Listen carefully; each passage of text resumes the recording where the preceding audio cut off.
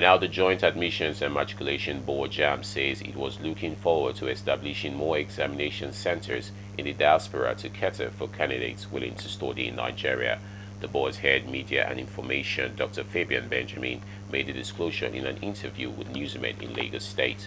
According to him, the board is determined to ensure that more candidates are also given the opportunity of writing the Unified Tertiary Matriculation Examination within and outside of the country.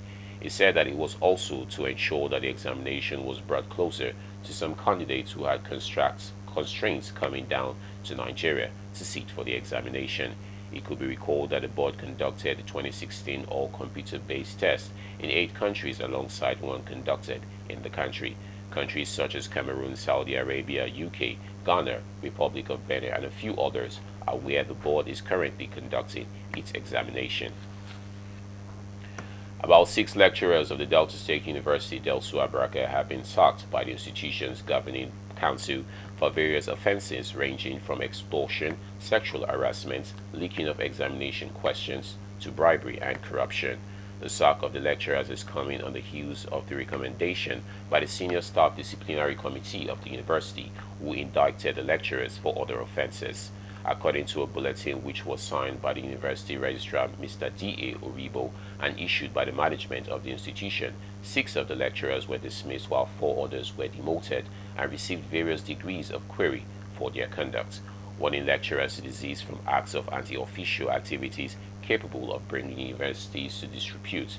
Vice Chancellor of the institution, Professor Victor Pertomode, stressed that henceforth any lecturer found wanting will face the penalty of sack without benefit. And now some news around Africa. Peace talks between the Sudanese government and the armed opposition groups on South Kordofan, Blue Nile, and Darfur regions is scheduled to resume within next 2 weeks.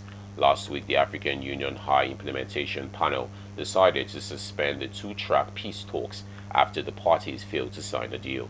In a press statement, Ibrahim Mahmoud Hamid, presidential assistant, who also heads the negotiating team for the peace talks with the SPLM North, said over the weekend that the African Union was in contract with them in order to resume the peace talks within 2 weeks. Meanwhile, Bisharet Juma Oro, member of the government negotiating team, said the peace talks will resume soon.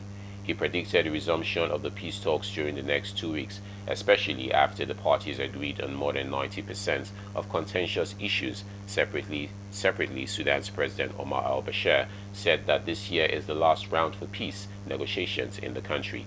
Addressing senior military officers yesterday, President Bashir stressed that whosoever wants peace should join this year, because peace negotiations will be negotiated by force when this year's deadline elapses. We'll go on a short break. More news when we return. Do stay with us.